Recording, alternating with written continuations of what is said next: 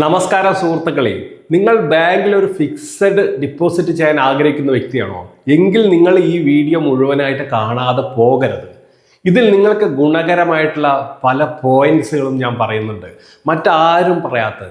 എന്തുകൊണ്ടെന്നാൽ ഞാനൊരു ബാങ്കിൽ ഒരു ഫിക്സഡ് ഡിപ്പോസിറ്റ് ചെയ്യാൻ തീരുമാനിച്ച സമയത്ത് ധാരാളം വീഡിയോകൾ കണ്ടിരുന്നു. പക്ഷെ ഞാൻ പോയി ഡിപ്പോസിറ്റ് ചെയ്തു, അതിനുശേഷം പെട്ടുപോയല്ലോ എന്ന് ആലോചിച്ച ഒരു സംഭവം ഉണ്ടായിരുന്നു. അത് ഞാൻ ഈ വീഡിയോയിൽ നിങ്ങളുമായിട്ട് ഷെയർ ചെയ്യുന്നുണ്ട്.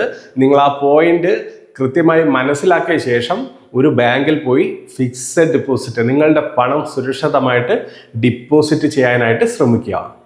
അപ്പോൾ ഞാനൊരു ബാങ്കിൽ, അതായത് കേരളത്തിലെ ഒരു ബ്രാഞ്ച്, ഫെഡറൽ ബാങ്കിൻ്റെ ഒരു ബ്രാഞ്ചിൽ ഫിക്സഡ് ഡിപ്പോസിറ്റ് ചെയ്യാനായിട്ട് കുറച്ച് രൂപയുമായിട്ട് പോയിരുന്നു.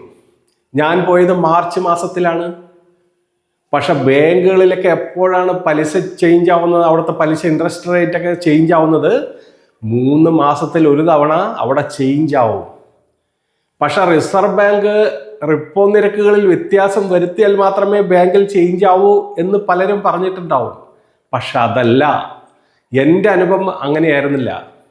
എൻ്റെ അനുഭവം, ഞാനൊരു മാർച്ച് 10-ാം തീയതി ഫെഡറൽ ബാങ്കിൽ കുറച്ച് ക്യാഷ് ഫിക്സഡ് ഡിപ്പോസിറ്റ് ചെയ്യാനായിട്ട് പോയി. അപ്പോൾ ഞാൻ അവരോട് പലിശ വിവരങ്ങളൊക്കെ അന്വേഷിച്ചു, എല്ലാം ചോദിച്ചപ്പോൾ അവർ പറഞ്ഞു ഒരു 3 വർഷത്തേക്ക് ഇടുകയാണെങ്കിൽ 6.7% പലിശയുണ്ട് എന്ന് പറഞ്ഞു. അപ്പോൾ ഞാൻ നോക്കിയപ്പോൾ ഏറ്റവും കൂടുതൽ പലിശ അതേ ഉള്ളൂ. 3 വർഷത്തേക്ക് 6.7%, 36 മാസത്തെ. മാർച്ച് 10-നാണ് ഞാൻ പോയത്. അപ്പോൾ 36 മാസത്തെ, അതായത് 3 വർഷത്തെ കാലാവധിയുള്ള ഫിക്സഡ് ഡിപ്പോസിറ്റിൽ ഞാൻ 6.7%-ന് കുറച്ച് പണം അവിടെ ഡിപ്പോസിറ്റ് ചെയ്തു. മാർച്ച് 10-ന്. മാർച്ച് ആ വർഷം ക്ലോസിംഗ് ആണല്ലോ. ഏപ്രിൽ 1-ന് അവിടെ പലിശ വ്യത്യാസം വന്നു. ഞാൻ 36 മാസത്തേക്ക് 6.7%-ന് പണം ഇട്ടല്ലോ. പക്ഷെ അവിടെ 15 മാസത്തേക്ക് 6.75% പലിശ കൊടുക്കുന്ന ഒരു പലിശ ആ ഡിപ്പോസിറ്റ് രീതികൾ ചേഞ്ച് വരുത്തിയവർ.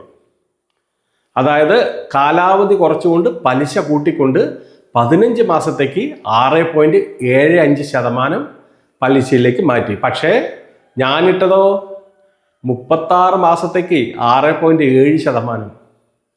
അപ്പം ഞാൻ പെട്ടില്ലേ? ആ ഏപ്രിൽ 1-ന് ശേഷം ഞാൻ പോയിട്ടതാണെങ്കിലോ എനിക്ക് 6.75%-ൽ 15 മാസത്തേക്ക് ഇടാമായിരുന്നു. അപ്പോൾ 15 മാസം കഴിഞ്ഞ് പലിശ വ്യത്യാസങ്ങൾ വരുമ്പോൾ അത് എടുത്ത് കൂടിയ പലിശയിൽ ഇടാമായിരുന്നു. പക്ഷെ നമ്മളൊരു ഫിക്സഡ് ഡിപ്പോസിറ്റ് ചെയ്യുമ്പോൾ അന്ന് ഇടുമ്പോൾ എത്രയാണോ പലിശ, അത് തന്നെയാണ് നമ്മുടെ കാലാവധി തീരുന്നവരെയും കിട്ടുക. നമ്മൾക്ക് പലിശ ചേഞ്ച് ആവില്ല. പക്ഷെ ബാങ്കുകൾ, റിസർവ് ബാങ്ക് ഒരു ചേഞ്ചും വരുത്തിയില്ലെങ്കിലും ബാങ്കുകൾ അവരുടെ ബിസിനസ് ഡെവലപ്പ് ചെയ്യാനായിട്ട് പല കാലാവധിയുള്ള ഫിക്സഡ് ഡിപ്പോസിറ്റിൻ്റെയും പലിശ വ്യത്യാസപ്പെടുത്താറുണ്ട്. അത് അവരുടെ ബിസിനസ്സിൻ്റെ ഭാഗമാണ്.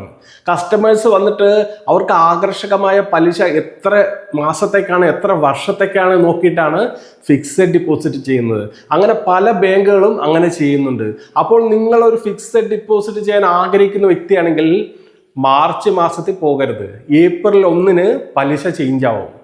അങ്ങനെ 3 മാസം കഴിയുമ്പോൾ ഏപ്രിൽ, മെയ്, ജൂൺ, ജൂലൈ 1-ന് പലിശ ചേഞ്ച് ആവും. ജൂലൈ, ആഗസ്റ്റ്, സെപ്റ്റംബർ, ഒക്ടോബർ 1-ന് പലിശ ചേഞ്ച് ആവും.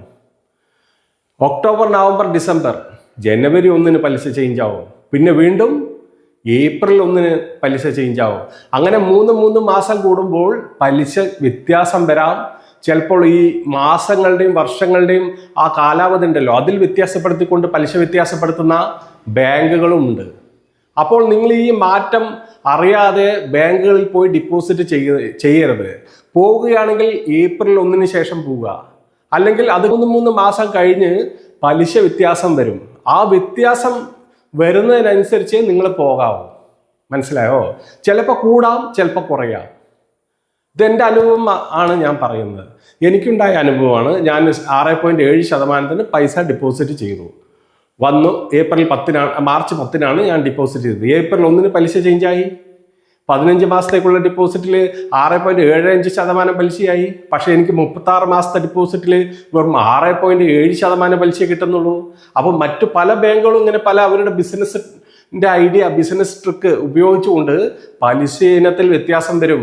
ഡിപ്പോസിറ്റ് തുകയുടെ ഇത്ര ശതമാനം പലിശ അത്ര മാസത്തേക്ക് അല്ലെങ്കിൽ ഇത്ര വർഷത്തേക്ക് എന്ന് പറഞ്ഞ് നമ്മൾ ഇടുമ്പോൾ അവർ വേറെ എന്തെങ്കിലുമൊക്കെ സ്കീം കൊണ്ടുവന്ന് അവരുടെ ബിസിനസ് വർദ്ധിപ്പിക്കാനായിട്ട്, കസ്റ്റമേഴ്സിനെ ആകർഷിക്കാനായിട്ട് പല ചേഞ്ചസ് ഈ പലിശ ഇനത്തിൽ വ്യത്യാസപ്പെടുത്താറുണ്ട്. അപ്പോൾ നിങ്ങൾ ഒരു ബാങ്കിൽ ഫിക്സഡ് ഡെപ്പോസിറ്റ് ചെയ്യാൻ തീരുമാനിക്കുന്ന വ്യക്തിയാണോ, അതോ തീരുമാനിച്ചു ശരി ഒരു ബാങ്കിൽ കുറച്ച് ക്യാഷ് ഡെപ്പോസിറ്റ് ചെയ്യാം എന്ന് തീരുമാനമെടുത്തിരിക്കുന്ന വ്യക്തിയാണെങ്കിൽ ഈ ഏപ്രിൽ 1 ശേഷമുള്ള ഏപ്രിൽ, മെയ്, ജൂൺ അങ്ങനെ 3 മാസം, ജൂലൈ 1 പലിശ വ്യത്യാസം വരും. അങ്ങനെ 3 മാസത്തെ പലിശ വ്യത്യാസം ഓരോ ബാങ്കിലും വരും.